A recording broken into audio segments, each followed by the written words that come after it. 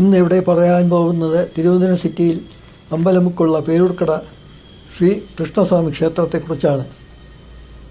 ഈ ക്ഷേത്രത്തെക്കുറിച്ച് പറയുന്നതിന് മുമ്പായി എനിക്ക് പറയാനുള്ളത്, ആദ്യമായി വീഡിയോ കാണുന്നവരാണെങ്കിൽ ഈ വീഡിയോ സബ്സ്ക്രൈബ് ചെയ്യുക, ലൈക്ക് ചെയ്യുക, കമൻ്റ് എന്തെങ്കിലും ഉണ്ടെങ്കിൽ കമൻ്റ് ചെയ്യുക.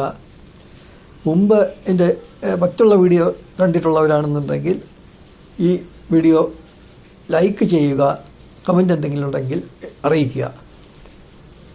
ഈ അമ്പലത്തിന് തെക്കൻ ഗുരുവായൂർ എന്നാണ് ഈ ക്ഷേത്രത്തെക്കുറിച്ച് പറയപ്പെടുന്നത്. ലക്ഷക്കണക്കിന് ഭക്തർ ദിവസവും സന്ദർശിക്കുന്ന ഒരു ക്ഷേത്രമാണിത്. 4 കൈകളോടുകൂടിയ രൗദ്രഭാവത്തിലുള്ള കൃഷ്ണവിഗ്രഹമാണ് ഇവിടെ ഉള്ളത്. ഈ കൃഷ്ണസ്വാമി ക്ഷേത്ര ദർശനം ജീവിതത്തിൽ സൗഭാഗ്യവും വിജയവും നൽകുമെന്ന് ഭക്തർ ഉറച്ചു വിശ്വസിക്കുന്നു. ഏതാഗ്രഹവും സാധിച്ചെടുക്കാൻ ഇവിടെ തുടർച്ചയായ വഴിപാടുകൾ നടത്തിയാൽ മതി എന്നാണ് പറയുന്നത്. തിരുവിതാംകൂർ ദേവസ്വം ബോർഡിൻ്റെ ഭരണത്തിന് കീഴിലാണ് ഈ ക്ഷേത്രം. ഈ ക്ഷേത്രനടയിൽ എല്ലാ ദിവസവും രാവിലെ 5 മണിക്കാണ് തുറക്കുന്നത്. ഈ ക്ഷേത്രത്തിന് 1000 വർഷത്തോളം പഴക്കമുണ്ട്. ഭക്തജനങ്ങളുടെ വിളി കേൾക്കാൻ എപ്പോഴും സന്നദ്ധനായാണ് ഈ അമ്പലത്തിലെ കൃഷ്ണഭഗവാൻ. അനിഴം തിരുനാൾ മാർത്താണ്ഡവർമ്മ മഹാരാജാവിൻ്റെ ഭരണകാലത്ത് 8 വീട്ടിൽ പിള്ളമാർ രാജാവിനെതിരെ ദുർമന്ത്രവാദം നടത്താൻ ശ്രമിച്ചപ്പോൾ ശ്രീപത്മനാഭ കൃപയാൽ രാജാവ് രക്ഷപ്പെട്ടു.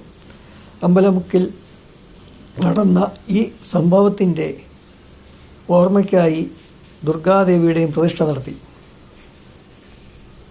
ഓർമ്മയ്ക്കായി ആ പ്രദേശത്തെ ശുദ്ധീകരിച്ച് ശ്രീകൃഷ്ണ ഭഗവാന്റെയും ദുർഗാദേവിയുടെയും പ്രതിഷ്ഠ നടത്തി. പിന്നീട് യക്ഷിയമ്മ, ഭദ്രകാളി, ഗണപതി, നാഗദൈവങ്ങൾ, അയ്യപ്പൻ, മുരുകൻ, മഹാദേവൻ തുടങ്ങിയ ദേവതകൾക്കും ഇവിടെ സ്ഥാനം നൽകി.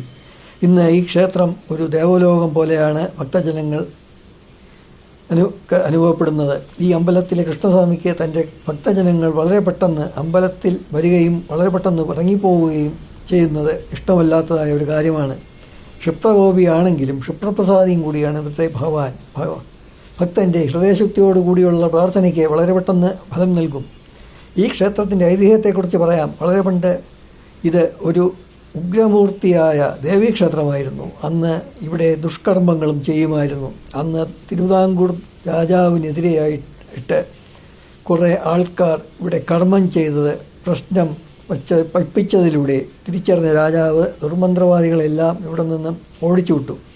അപ്പോഴും ദേവിയുടെ ഉഗ്രഭാവം നിൽക്കുകയാണ്. അതിനെ പറ്റി പ്രശ്നം വയ്പ്പിച്ച രാജാവ് ഇവിടെ ഭഗവാൻ ശ്രീകൃഷ്ണൻ്റെ ഉഗ്രമൂർത്തി ഭാവത്തിലുള്ള രൂപം പ്രതിഷ്ഠിക്കുകയും ചെയ്തു. ആ രീതിയിലാണ് പ്രതിഷ്ഠ വന്നത്. എന്നിട്ട് ഉഗ്രമൂർത്തിയായ ദേവിയെ പ്രത്യേകം മാറ്റി പ്രതിഷ്ഠിച്ചു. ഇവിടെ ആര് വന്ന് ഉള്ളറിഞ്ഞ് ഭഗവാനെ പ്രാർത്ഥിച്ചിട്ടുണ്ടെങ്കിൽ അതിൻ്റെ ഫലം ഉറപ്പാണ്. കുറേ കാലം കഴിഞ്ഞ് ശ്രീമൂലം തിരുനാൾ മഹാരാജാവിൻ്റെ ഷഷ്ഠ്യബ്ദപൂർത്തിയോട് അനുബന്ധിച്ച് ക്ഷേത്രം ജീർണോദ്ധാരണം നടത്തി.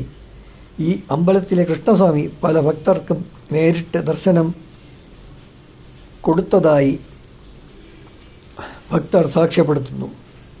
തൊഴിൽ സംബന്ധമായി ഉയർച്ചലഭിച്ച ഭക്തന്മാർ ധാരാളമായിട്ടുണ്ട്.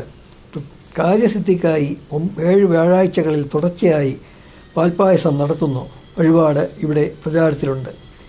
ഈ പാൽപ്പായസം സമർപ്പണത്തിൻ്റെ രീതി എങ്ങനെയാണെന്ന് വച്ചാൽ, ആദ്യ ദിവസത്തിൽ ഭഗവാനെ ദർശിച്ച് ഹൃദയശുദ്ധിയോടുകൂടി നമ്മുടെ ആഗ്രഹം ഇവിടെ പറയണം. കാര്യം നിറവേറിക്കഴിഞ്ഞാൽ തുടർന്നുള്ള 7 വ്യാഴാഴ്ചകളിൽ ഇവിടെ പാൽപ്പായസം നടത്തുകയും വേണം. ഇവിടെ മീനമാസത്തിലാണ് ഉത്സവം നടക്കുന്നത്. 10 ദിവസം ഇതുണ്ടാകും. മനസ്സിൽ വിചാരിക്കുന്ന കാര്യം തുടർച്ചയായി ഇവിടെ 7 ദിവസം വന്നു തൊഴുത് പൂജ നടത്തിയാൽ സാധിക്കുമെന്ന് പറയപ്പെടുന്നു.